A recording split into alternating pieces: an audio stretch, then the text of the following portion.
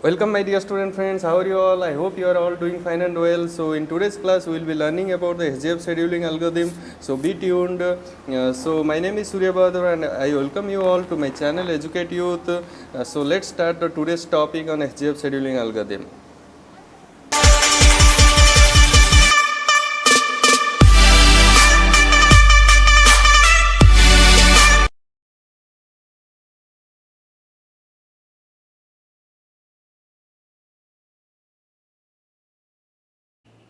Welcome back. So today's topic is under scheduling algorithm. We are going for discussing about the SJF, shortest job first scheduling algorithm. Okay, so it will be very interesting. This particular algorithm is very interesting. So listen it properly and try to understand the concept. Okay, so it is not having the problem of starvation, right? As it was having the case of the FCFS scheduling algorithm. Okay, so this scheduling algorithm is a very good scheduling algorithm for your time sharing systems. Okay, so it's a very interesting scheduling algorithms also, so try to understand it very clearly. Okay. Let us start the shortest job first scheduling algorithm. So SJF scheduling algorithm, we can call it as also SJN, shortest job next scheduling algorithm. So shortest job first scheduling algorithm is a preemptive scheduling algorithm. Okay, try to understand that it's a preemptive.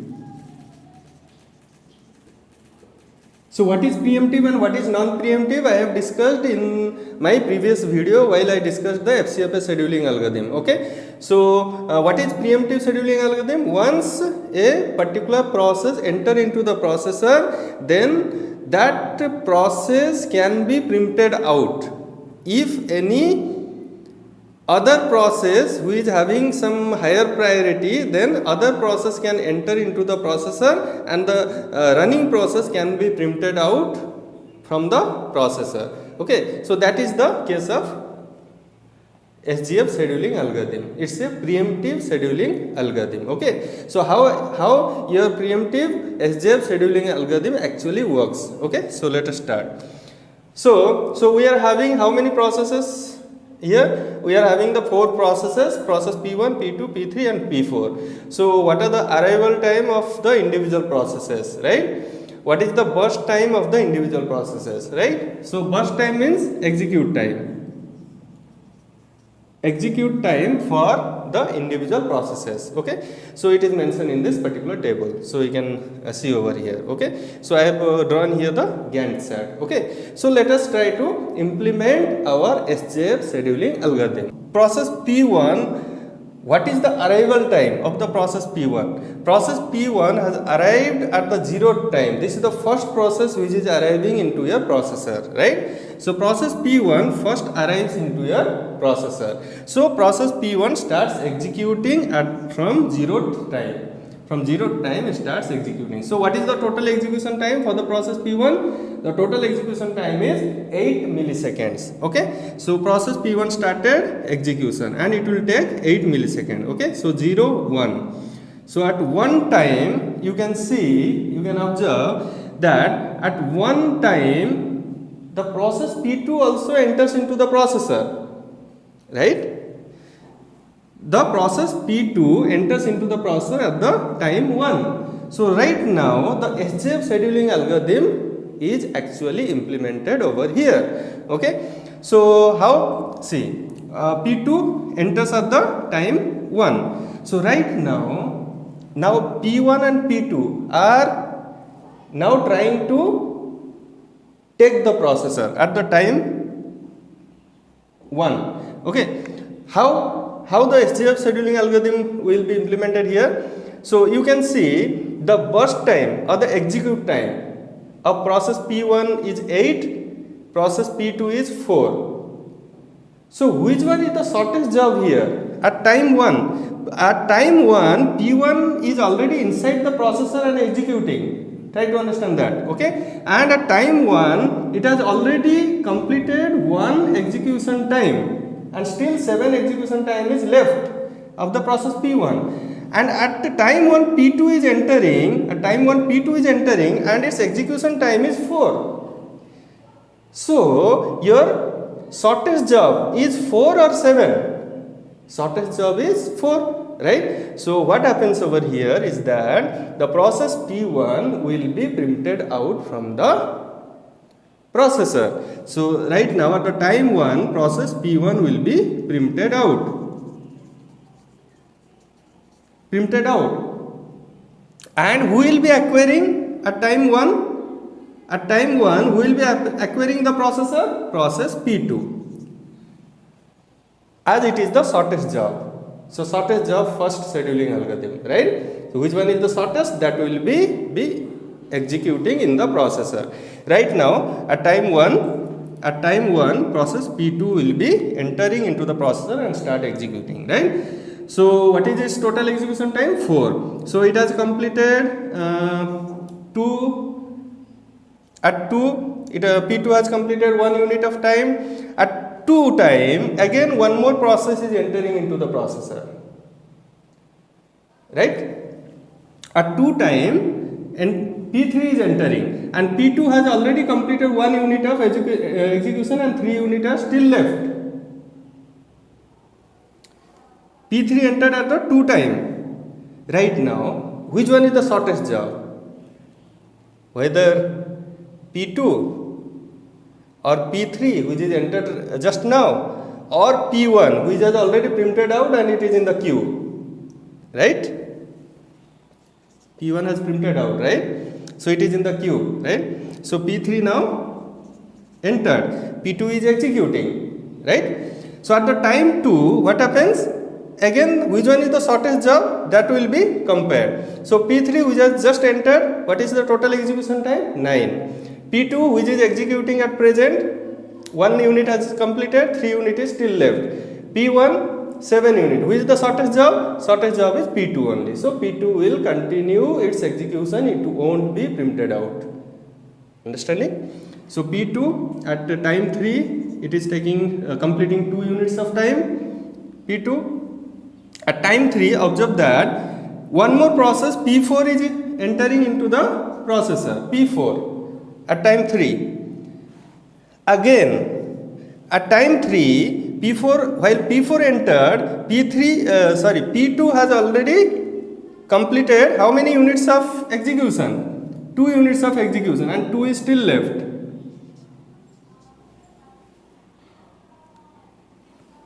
At time 3. Okay, so at time 3, again which one is the shortest job, that will be compared according to SJF scheduling algorithm, right? So at time 3, which one is the shortest? P4 which has just entered, its execution time is 5. P3 which has already entered and is in the queue, execution time is 9. P2 which is currently executing, its 2 units has already completed and still 2 units are left. P1 7 units are left. Okay, so which one is the shortest? 7 or 2 or 9 or 5? Obviously 2 is the shortest one. So shortest one, P2 will be continuing its execution. It won't be printed out. Okay, at time 4, at time 5. So at time 5, P2 complete its 4 units of execution, right? And after completing, the P2 will be printed out. It has completed its execution, right? P2 has completed its execution. So at time 5, right?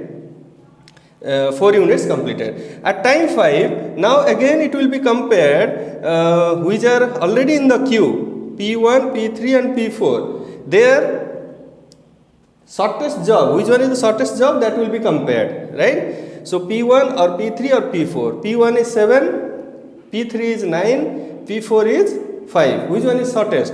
Obviously P4 is the shortest. Now who will be acquiring the processor? Process P4. So right now at time 5, P4 will be acquiring the processor and no other processes are in competition. All the processes has already entered into the processor, right? P1, P2, P3, P4, all are arranged in the queue only, right? And at time 5, when P4 enters, there is no other processes to get the competition or comparison, okay? So P4 will start and it will complete its execution, right? P4. At how much time total? 5. At 6, 7, 8, 9, 10. 1, 2, 3, 4, 5. At 10, your P4 completes its execution. Right? Now whose turn? Shortest job. Which one is shortest? P1 or P3? P1 is 7, P3 is 9. So obviously the P1 will be getting the processor, right? So right now P1 will be acquiring the processor. So P1 has already acquired over here in the beginning and it was printed out. It has already completed 1 unit of execution and still 7 unit is left out. So it will complete its 7 unit of execution. Okay. So from 10 to 17, 11, 12, 13, 14, 15, 16, 17. At 17, the P1 completes execution. Okay? Now, P1 completed, printed out. Right now, whose turn? P3, which is there in the queue. Okay? So, P3 acquires the processor. P3 acquires the processor at the 17th time. Okay, so how much time it is taking to complete its execution? 9 units of time. Okay, so 1, 2, 3, 4, 5, 6, 7, 8, 9. Okay, 18, 19, 20, 21, 22, 23, 24, 25, 26. At 26, P3 completes its execution. Okay, so right now all the processes has followed the SJF principle, shortest job first principle, and they have completed their execution, right? So right now what is the waiting time for all the processes, right? P process waiting.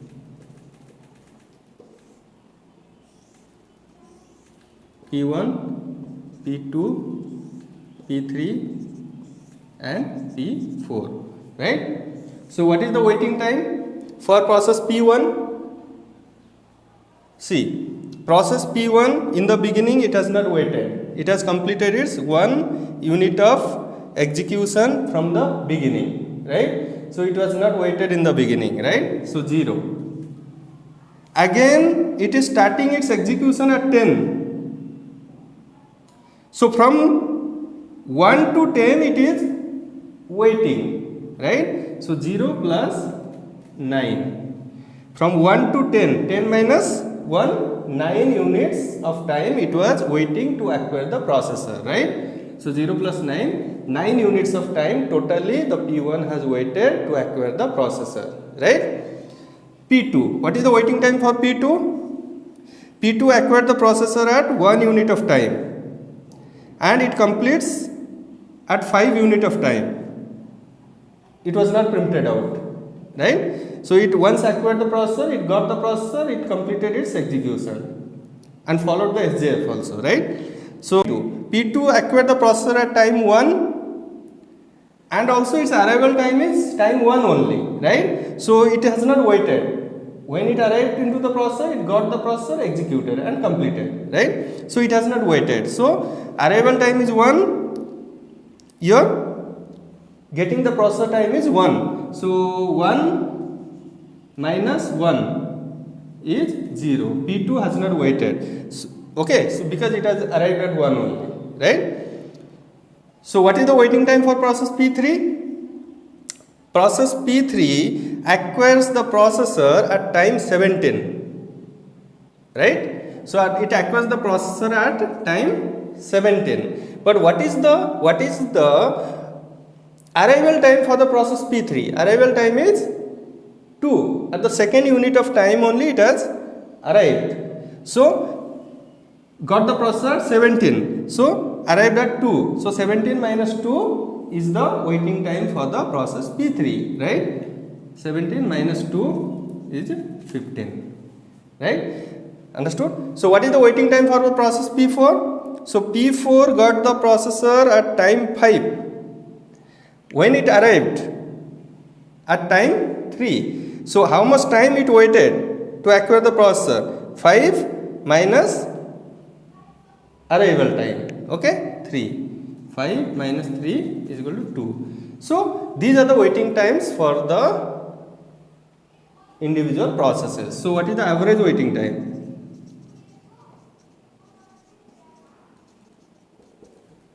Nine plus 0 plus 15 plus 2. How much?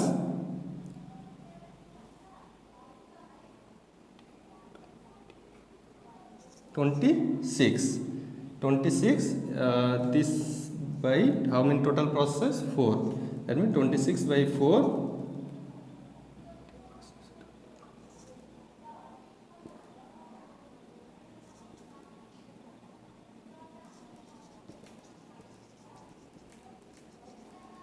So 6.5 unit of time is the average waiting time for the all the processes. Okay. So have you observed the SJF scheduling algorithm? So here the starvation problem, as was in the case of the FCFS scheduling algorithm, right? The starvation problem is solved over here.